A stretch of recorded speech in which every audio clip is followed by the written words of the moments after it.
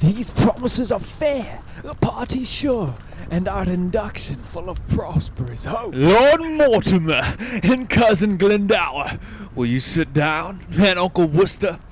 Plague upon it! I have forgot the map. No, here it is. Sit, Cousin Percy. Sit, good Cousin Hotspur. By that name, as oft as Lancaster doth speak of you, his cheek looks pale, and with a rising sigh he wisheth you in heaven, and you in hell, as oft as he hears Owen Glendower spoke of. I cannot blame him. At my nativity the front of heaven was full of fiery shapes, of burning cressets, and at my birth the frame and huge foundation of the earth shake like a coward. Why, so it would have done at the same season if your mother's cat had but kittened, though yourself had never been born. I say the earth did shake when I was born, and I say the earth was not of my mind, if you suppose as fearing you it shook. The heavens were all on fire, the earth did tremble. Oh, then the earth shook to see the heavens on fire, and not in fear of your nativity. Diseased nature oftentimes breaks forth in strange eruptions. Oft the teeming earth is with a kind of colic pinched and vexed by the imprisoning of unruly wind within her womb, which, for enlargement striving, shakes the old beldam earth and topples down steeples and moss-grown towers. At your birth our grandam earth, having this distemperature, in passion shook. Cousin, of many men I do not bear these crossings. Give me leave to tell you once again that at my birth the front of heaven was full of fiery shapes. The goats ran from the mountains, and their herds were strangely clamorous to the frighted fields. These signs have marked me extraordinary, and all the courses of my life do show I am not in the roll of common men. Where is he living, clipped in with the sea that chides the banks of England, Scotland, Wales, which calls me pupil or hath read to me, and bring him out, that is but woman's son, can trace me in the tedious ways of art, and hold me peace in deep experiments. I think there's no man who speaks better Welsh. Out to dinner. Please, Cousin Percy, you will make him mad. I can call spirits from the vasty deep. Why, so can I, or so can any man. But will they come when you do call for them? Why, I can teach you, cousin, to command the devil. And I can teach thee, cuz, to shame the devil by telling truth. Tell truth and shame the devil. If thou have power to raise him, bring him hither, and I'll be sworn I have power to shame him hence. Oh, while you live, tell truth and shame the devil. Come, no more of this unprofitable chat. 3 times hath inly Bolingbroke made head against my power. Thrice from the banks of Wye and sandy bottom Severn have I sent him bootless home, and weather-beaten back. Home without boots, and in foul weather too? How scapes he argues, in the devil's name? Come, here is the map. Shall we divide our right according to our threefold undertaking? The Archdeacon hath divided it into 3 limits very equally. England, from Trent and Severn hitherto by south and east, is to my part assigned. All westward, Wales beyond the Severn shore, and all the fertile land within that bound to Owen Glendower. And, dear cuz, to you, the remnant northward lying off from Trent. And our indentures tripartite are drawn, which being sealed interchangeably, a business that this night may execute. Tomorrow, Cousin Percy, you and I, and my good Lord of Worcester, will set forth to meet your father in the Scottish power, as is appointed us at Shrewsbury. My father Glendower is not ready yet, nor shall we need his help these 14 days.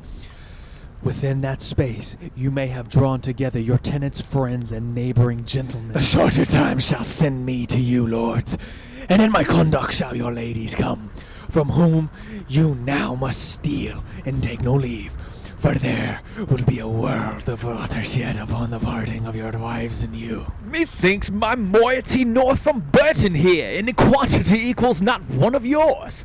See how this river comes me cranking in and cuts me from the best of all my land. A huge half-moon, a monstrous cantal-out. I'll have the current in this place dammed up, and here the smug and silver Trent shall run in a new channel fair and evenly. It shall not wind with such deep indent to rob me of so rich a bottom here. Not wind, it shall, it must, you see it doth. Yea, but mark how he bears his course and runs me up with like advantage on the other side, gelding the opposed continent as much as on the other side it takes from you. Yea, but a little charge will trench him here, and on this north side will win this cape of land, and then he runs straight and even. I'll have it so. A little charge will do it. I will not have it altered. Will not you? No, nor shall you not. Who shall say me nay? Why, that will I. Let me not understand you then. Speak it in Welsh. I can speak English, my lord, as well as you. When I was trained up in the English court, where, being but young, I framed to the harp many an English ditty lovely well, and gave the tongue a helpful ornament, a virtue that was never seen in you. Marry, and I am glad of it with all my heart. I had rather be a kitten and cry mew than one of these same meter ballot mongers. I had rather hear a brazen candlestick turned or a dry wheel grate on the axle tree, and that would set my teeth nothing on edge, nothing so much as mincing poetry. 'Tis like the forced gait of a shuffling nag. Come, you shall have turn. I do not care! I'll give thrice so much land to any well-deserving friend, but in the way of bargain, mark ye me, I'll cavil on the 9th part of a hair. Are the indentures drawn? Shall we be gone? The moon shines fair. You may away by night. I'll haste that I turn withal. Break with your wives of your departure hence. I am afraid my daughter will run mad, so much she doted on her Mortimer.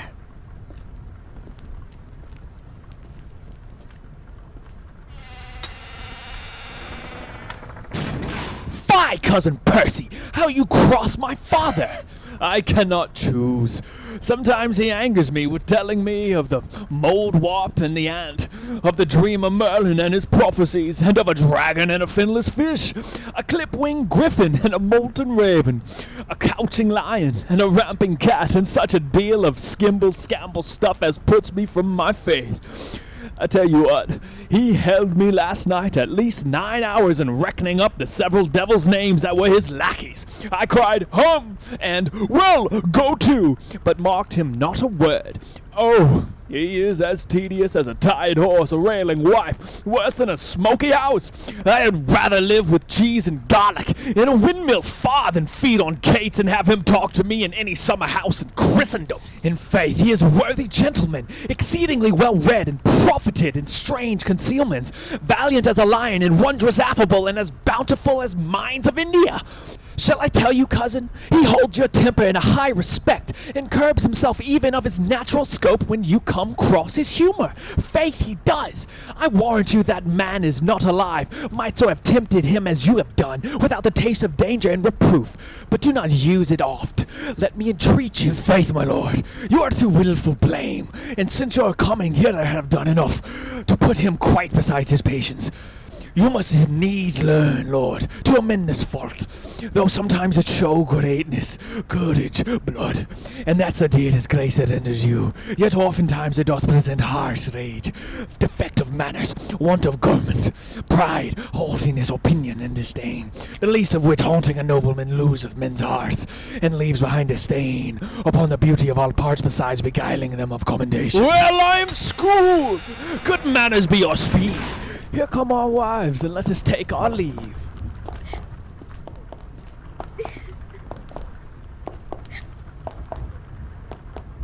This is the deadly spite that angers me. My wife can speak no English, and I know Welsh.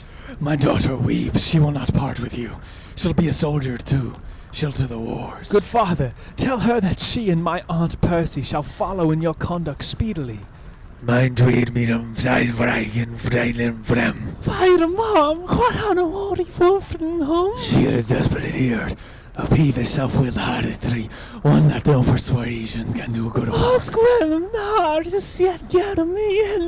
I understand thy looks, that pretty Welsh, which thou pourest down from these swelling heavens, I am too perfect in, and but for shame, in such a parley should I answer thee. Chris, 12 you to marry me. I understand thy kisses are now mine, and that's a feeling disputation. But I will never be a truant love, till I have learnt thy language, for thy tongue makes Welsh as sweet as ditties highly penned, sung by a fair queen in a summer's bower, with ravishing division to her lute. Nay, if you melt, she will run mad. Oh, blasphemy me! Oh, I am ignorance itself in this. She bids you on the wanton rushes lay you down, and rest your gentle head upon her lap, and she will sing the song that pleaseth you, and on your eyelids crown the god of sleep, charming your blood with pleasing heaviness, making such difference twixt wake and sleep, as is the difference betwixt day and night, the hour before the heavenly harness team begins his golden progress in the east. With all my heart I'll sit and hear her sing. By that time will our book, I think, be drawn. Do so, and those musicians that shall play to you hang in the air 1,000 leagues from hence, and straight they shall be heard. Sit and attend. Come, Kate, thou art perfect in lying down. Come, quick, quick, that I may lay thy head in thy lap. Go, ye giddy goose. Now I perceive the devil understands Welsh. 'Tis no marvel he is so humorous. By a lady, he is a good musician. Then you should be nothing but musical, for you are altogether governed by humours. Lie still, ye thief, and hear the lady sing in Welsh. I'd rather hear lady my break howl in Irish. Wouldst thou have thy head broken? No, Then be still. Neither. 'Tis a woman's fault. Now God help thee. To the Welsh lady's bed. What's that? Peace. She sings.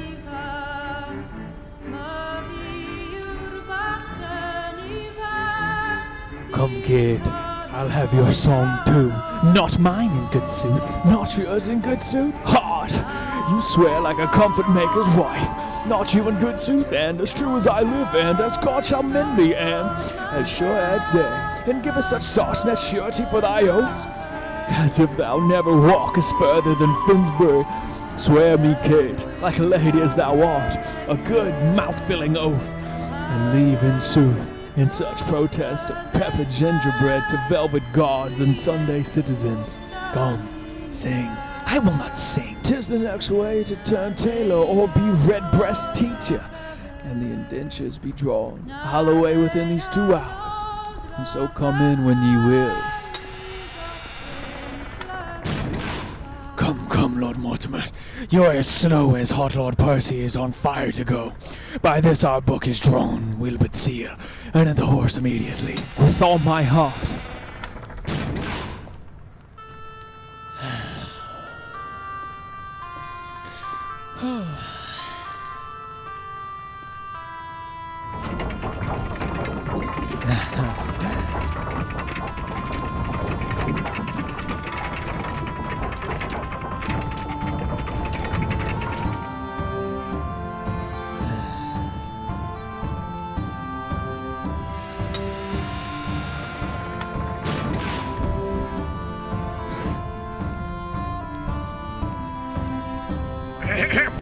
Lords, give us leave. The Prince of Wales and I must have some private comforts. But be near at hand, for we shall presently have need of you.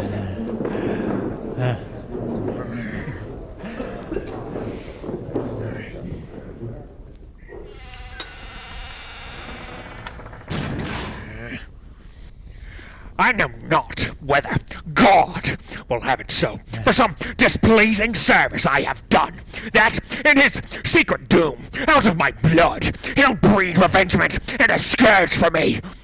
But thou dost in thy passage of life make me believe that thou art only mocked for hot vengeance and a rod of heaven to punish my mistreadings. Tell me else. Could such inordinate and low desires, such poor, such bare, such lewd, such mean attempts, such barren pleasures, rude society, as thou art matched withal and grafted to, accompany the greatness of thy blood and hold that level with thy princely heart? So please your majesty, I would I could quit all offences with as clear excuse as well as I am doubtless I can purge myself of many. I am charged with all.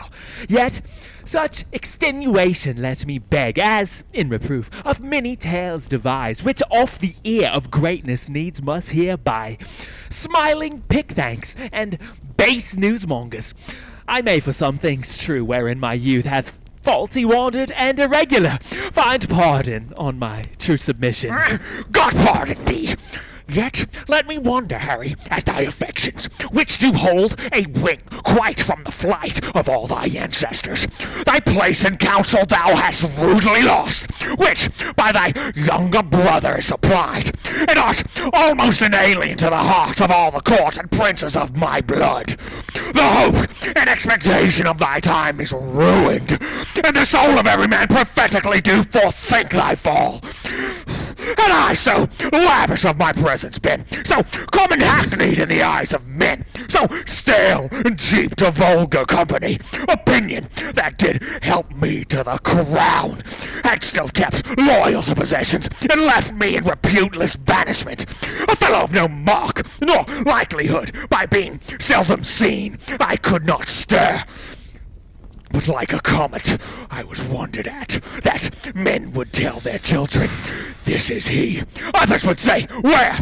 Which is Bolingbroke. And then I stole all courtesy from heaven, and dressed myself in such humility that I did pluck allegiance from men's hearts, loud shouts and salutations from their mouths, even in the presence of the crowned king. Thus did I keep my person fresh and new, my presence like a robe pontifical, ne'er seen but wondered at. And so my state, seldom but sumptuous, showed like a feast, and won by rareness such solemnity. The skipping king, he ambled up and down with shallow jesters and ravished bathing wits, soon kindled and soon burnt.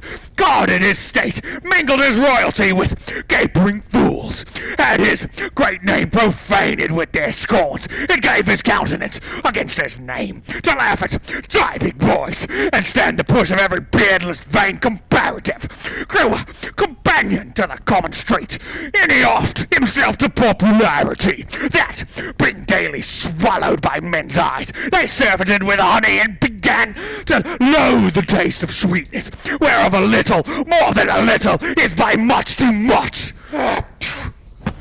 So when he had occasion to be seen, he was but as the cuckoo is in June, heard, not regarded, seen, but with such eyes as sick and blunted with community, afford no extraordinary gaze, such as is bent on sun-like majesty when it shines, seldom in admiring eyes, but rather drowsed and hung their eyelids down, slept in his face, and rendered such aspect as cloudy men use to their adversaries, being with his presence glutted, gorged, and full. And in that very line, Harry, standest thou. For thou hast lost thy princely privilege with vile participation. Not an eye, but is aweary of thy common sight, save mine, which hath desired to see thee more, which now doth that I would not have it do, make blind itself with foolish tenderness. I shall hereafter, my thrice gracious lord, be more myself. For all the world, as thou art to this hour, was Richard then when I from France set foot at Ravensburg, and even as I was then, is Percy now. Now, by my scepter and my soul to boot, he hath more worthy interest in the state than thou. The shadow of succession, for of no right, nor colour like to right, he doth feel fields with harness in the realm, turns head against the lion's arm and jaws, and being no more in debt to years than now, leads ancient lords and reverend bishops onto bloody battles and to bruising arms. What never-dying honour hath he got against renowned Douglas, whose high deeds, whose arts, incursions, and great name in arms holds all soldiers' chief majority, in military title capital, through all the kingdoms that acknowledge Christ.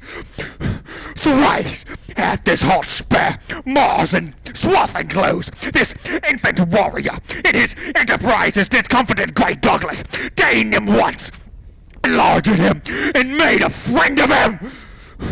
to fill the mouth of deep defiance up and shake the peace and safety of our throne. And what say you to this? Percy, Northumberland, the Archbishop's Grace of York, Douglas, Mortimer, capitulate against us and Europe! But wherefore do I tell these news to thee? Why, Harry, do I tell thee of my foes, which art my nearest and dearest enemy? Thou art like enough, through vassal fear, base inclination, and the start of spleen, to fight against me under Percy's pain, to dog his heels, and curtsy at his frowns, to show how much thou art degenerate! Do not think so. You shall not find it so. And God forgive them that so much have swayed your majesty's good thoughts away from me. I will redeem all this on Percy's head, and in the closing of some glorious day, be bold to tell you that I am your son, when I will wear a garment all of blood, and stain my favors in a bloody mask, which, washed away, shall scour my shame with it. And that shall be the day whene'er it lights, that this same child of honor and renown, this gallant Hotspur, this all-praised knight, and your unthought of Harry chance to meet, for every honor sitting on his helm, would they were multitudes, and on my head my shames redoubled. For the time will come that I shall make this northern youth exchange his glorious deeds for my indignities. Percy is but my factor, good my lord, to engross up glorious deeds on my behalf, and I will call him to so strict account that he shall render every glory up, yea, even from the slightest worship of his time, or I will tear the reckoning from his heart. This, in the name of God, I promise here, to which if he be pleased I shall perform. I do beseech your majesty may salve the long-grown wounds of my intemperance. If not, the end of life cancels all bands, and I will die 100,000 deaths ere break the smallest parcel of this vow. 100,000 rebels die in this. Thou shalt have charge, and sovereign trust herein. How now, good blunt, thy looks are full of speed. So hath the business that I come to speak of. Lord Mortimer of Scotland hath sent word that Douglas and the English rebels met the 11th of this month at Shrewsbury. A mighty and a fearful head they are. If promises be kept on every hand, as ever offered foul play in the state. The Earl of Westmoreland set forth today, with him my son, Lord John of Lancaster, for this advertisement is 5 days old. On Wednesday next, Harry, you shall set forward. On Thursday, we ourselves will march. Our meeting is Bridgenorth. And Harry, you shall march through Gloucestershire, by which account our business value it. Some 12 days hence, our general forces at Bridgenorth shall meet. Our hands are full of business. Let away! Advantage feeds him fat while men delay!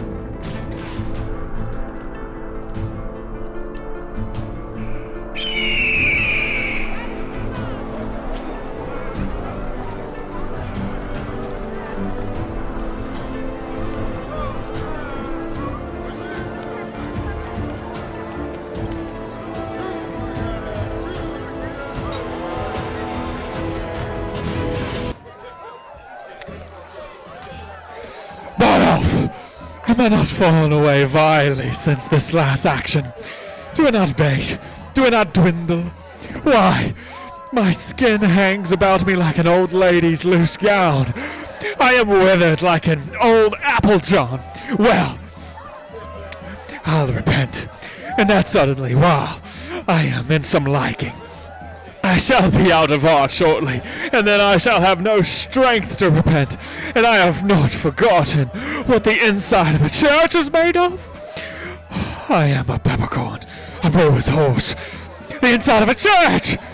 Company, villainous company, hath been the spoil of me. Sir John, you are so fitful you cannot live long. Why, there it is. Come, sing me a bawdy song, make me merry. I was as virtuously given as a gentleman need to be. For perjury's enough. Swore little, dice not above 7 times a week. Went to a bawdy house not above once in a quarter of an hour. Paid money that I borrowed 3 or 4 times. Lived well and in good compass. And now I live out of all order, out of all compass. Why, you are so fat, Sir John, that you must needs be out of all compass, out of all reasonable compass, Sir John. Do thou mend thy face, and I'll amend my life. Thou art our admirable. Thou bearest the lantern in the poop, but 'tis in the nose of thee. Thou art the knight of the burning lamp. Why, Sir John, my face does you no harm. No, I'll be sworn. I make as good use of it as many a man doth of a death's head or a memento mori. I never see thy face, but I think upon hellfire and Dives that lived in purple, for there he is in his robes, burning, burning. If thou wert any way given to virtue, I would swear by thy face my oath should be by this fire, and that's God's angel. But thou art altogether given over, and wert indeed but for the light in thy face, the sun of utter darkness. When thou ranst up Gad's hill in the night to catch my horse, if I did not think thou hadst been an ignis fatuus or a ball of wildfire, there's no purchase in money. Oh, thou art a perpetual triumph, an everlasting bonfire light. Thou hast saved me 1,000 marks and links and torches, walking with thee in the night betwixt tavern and tavern, but the sack that thou hast drunk me would have bought me lights as good cheap at the dearest chandlers in Europe. I have maintained that salamander of yours with fire any time this 32 years. God reward me for it. This blood! I would my face win your belly. God of mercy, so should I be sure to be hard burnt.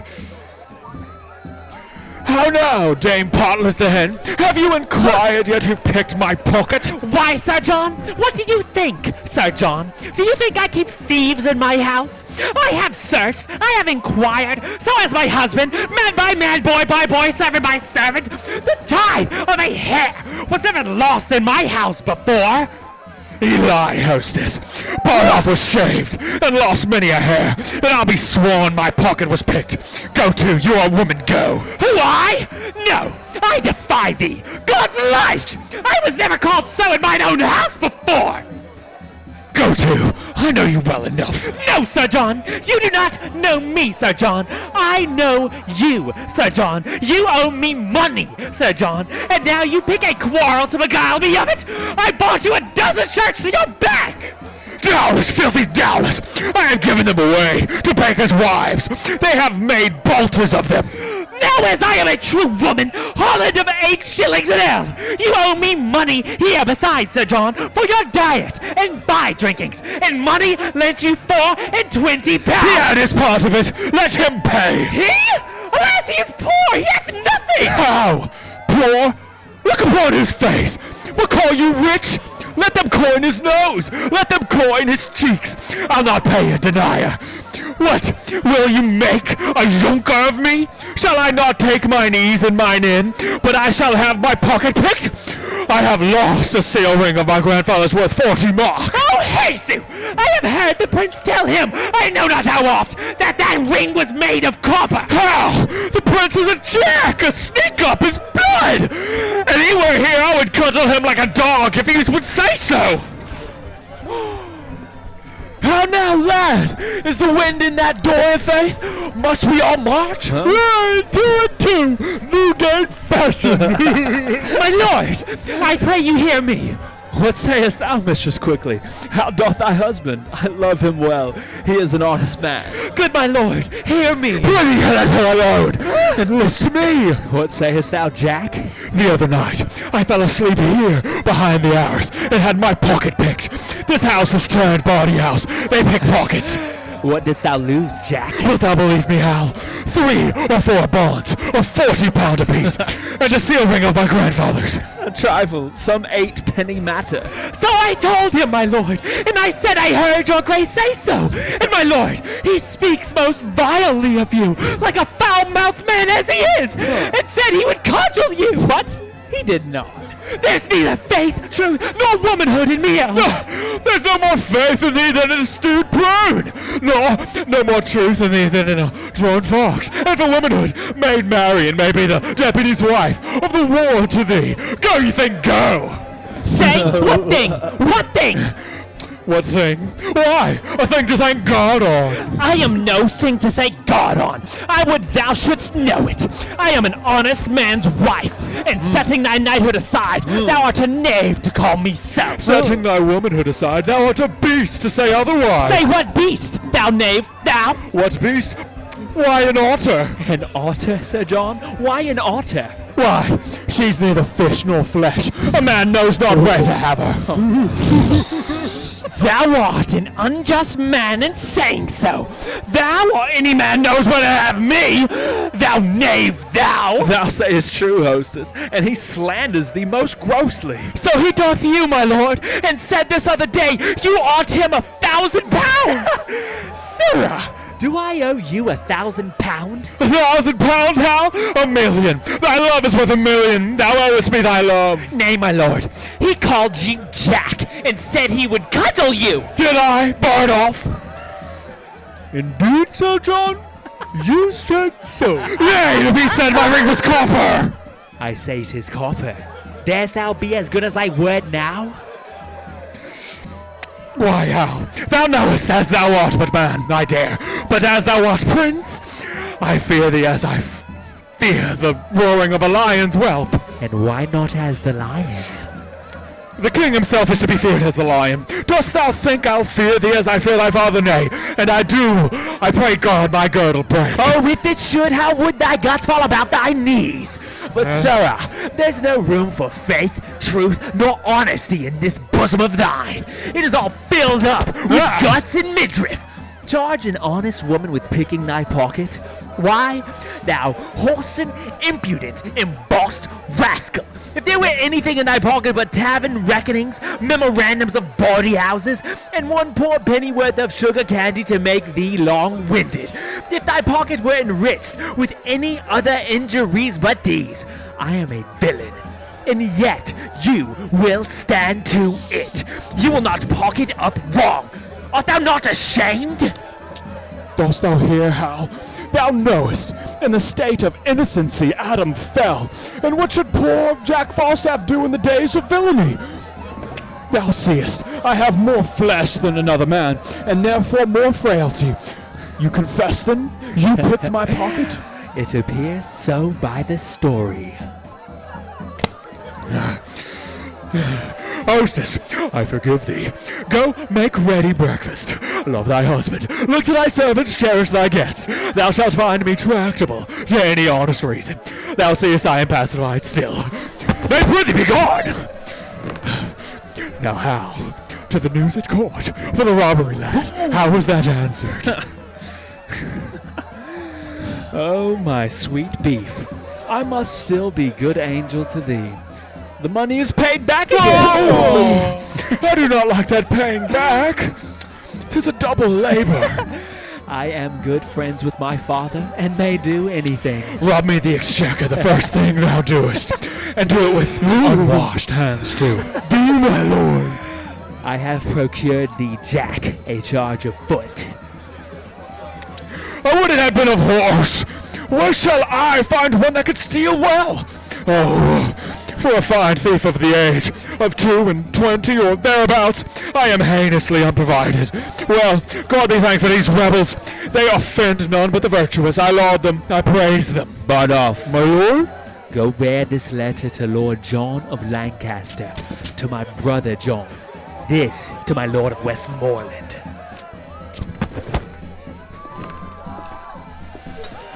Go, Peto, to horse, for thou and I have 30 miles to ride yet ere dinner time.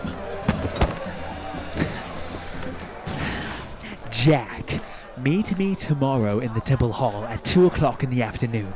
There shalt thou know thy charge, and there receive money and order for their furniture. The land is burning. Percy stands on high. Either we or they must lower lie.